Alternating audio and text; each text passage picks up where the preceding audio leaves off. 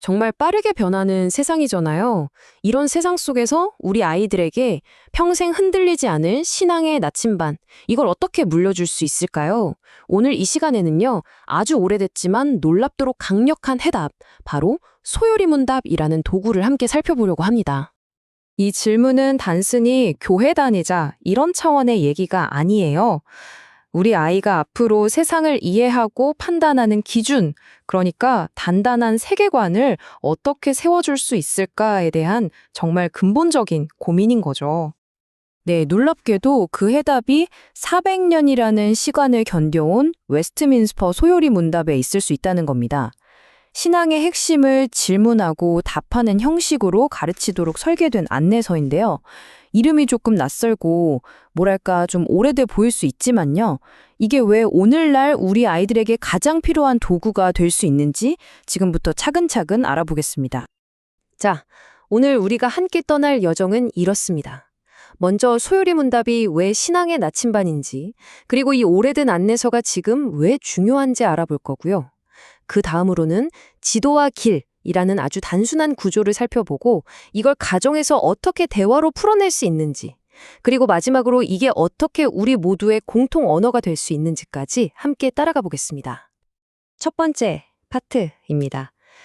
소요리 문답을요, 무슨 두꺼운 신학책 이렇게 생각하지 마시고요. 언제 어디서든 방향을 알려주는 실용적인 도구로 한번 생각해 볼게요. 이 비유가 정말 핵심을 정확하게 짚어주는데요. 대요리 문답이 신학자들을 위한 전문가용 현미경이라면 소요리 문답은 바로 우리 모두의 주머니에 쏙 들어가는 나침판과 같다는 거예요. 복잡한 이론이 아니라 일상에서 방향을 알려주는 핵심 원리만 담아서 누구나 가질 수 있게 만든 거죠. 그렇다면 요즘에도 좋은 신앙서적이 얼마나 많아요? 그런데 왜 굳이 이 오래된 안내서를 우리가 주목해야 할까요? 여기에는 아주 특별한 가치가 있습니다.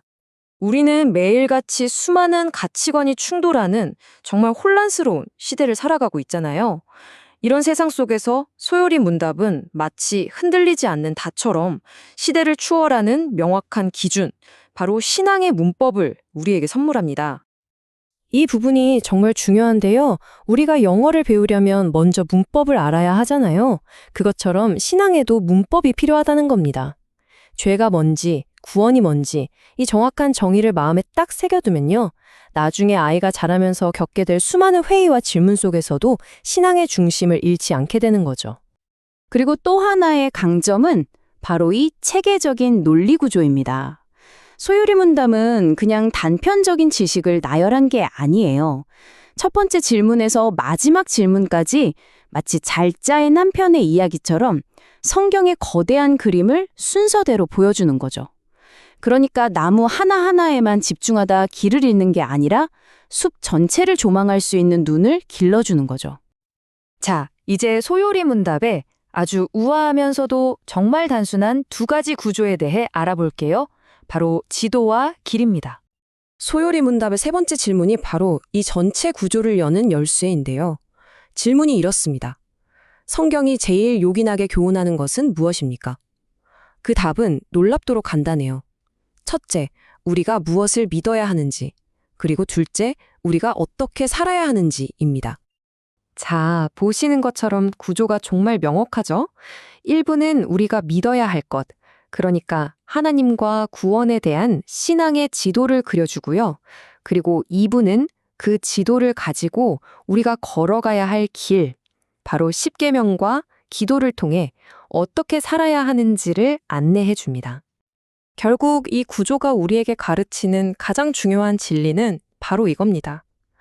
머리로 아는 지식, 즉 지도를 갖는 것에서 그치지 않고 그 지도가 반드시 우리 손과 발의 순종, 즉 길을 걷는 삶으로 이어져야 한다는 것. 이게 핵심이에요. 자, 이제 이론은 충분히 봤으니 진짜 중요한 실전으로 넘어가 보죠. 이 좋은 도구를 우리 가정에서 실제로 어떻게 활용할 수 있을까요? 핵심은 강의가 아니라 대화에 있습니다. 아마 많은 부모님들이 딱 이 지점에서 하고 멈칫하실 거예요. 내가 신학을 잘 모르는데 이걸 어떻게 아이한테 가르치지 하고 말이죠. 근데요, 전혀 걱정할 필요가 없습니다. 이 관점의 전환이 정말 정말 중요해요. 부모는 모든 걸 다 아는 강사가 될 필요가 없어요. 그저 아이와 함께 진리를 탐구하는 질문자, 그러니까 가이드가 되면 충분합니다. 왜냐하면 진짜 선생님은 바로 잘 정리된 소요리 문답 그 자체이니까요. 뭐 거창하게 생각할 필요 전혀 없고요. 매일 저녁 식탁에서 딱 5분만 투자하는 식탁 예전을 시작해 보세요. 월요일에는 한 문답을 같이 외우고 화요일에는 그 뜻을 짧게 설명해 주는 거죠. 수요일엔 관련된 성경 구절을 찾아 읽고 주말까지는 반복하면서 이게 우리 삶이랑 무슨 관련이 있을까? 이런 질문을 던지는 거예요. 이 단순한 흐름이 꾸준함을 만들어줍니다. 맞아요. 이런 질문이 나올 수 있죠. 아이가 뜻도 모르고 그냥 앵무새처럼 따라 외우기만 하면 그게 무슨 소용이 있어요? 아주 타당한 질문입니다. 여기에 대한 대답으로 이 비유보다 더 좋은 건 없는 것 같아요. 어린 시절의 암송은요, 나중에 성령께서 그 의미에 불을 붙여주실 때를 대비해서 영혼의 창고에 좋은 장작을 미리 쌓아두는 것과 같습니다. 지금 당장은 다 이해하지 못해도 괜찮아요. 이 문장들이 훗날 아이의 신앙에 결정적인 연료가 될 겁니다. 자, 이제 마지막으로요. 이 작은 실천이 어떻게 우리 가정의 울타리를 넘어서 더 큰 공동체에 영향을 미치는지 한번 살펴보겠습니다. 한번 상상해 보세요. 교회에서 배운 내용을 주중에 집에서 부모님과 같은 언어로 다시 나눌 때 아이의 믿음이 얼마나 단단해질까요? 이렇게 교회와 가정이 같은 이야기, 같은 언어를 공유할 때 정말 강력한 배움의 선순환이 일어나게 됩니다. 어려운 신앙 용어 전혀 쓸 필요 없어요. 아이들 눈높이에 맞춰서 얼마든지 비유로 설명하면 쉽습니다. 예를 들어, 죄는 양궁 선수가 하나님이 정해주신 관역을 빗맞히는 거라고 설명해 줄 수 있고요. 칭의는 예수님이 우리 벌을 대신 받고 우리는 하나님께 칭찬을 받는 거라고 얘기해 줄 수 있는 거죠. 바로 이것이 우리가 꿈꾸는 최종 그림입니다. 소요리 문답이라는 하나의 도구를 통해서 교회, 가정, 그리고 개인이 신앙에 대해서 같은 언어로 소통하면서 서로를 세워주는 것.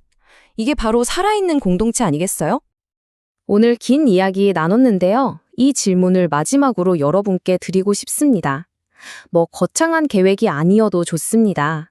이번 주에 여러분의 자녀와 나누고 싶은 단 하나의 진리를 한번 골라보세요. 그리고 오늘 우리가 배운 방법으로 대화를 시작해보는 건 어떨까요? 그 작은 시작이 우리 아이의 평생 나침반이 될 수 있습니다.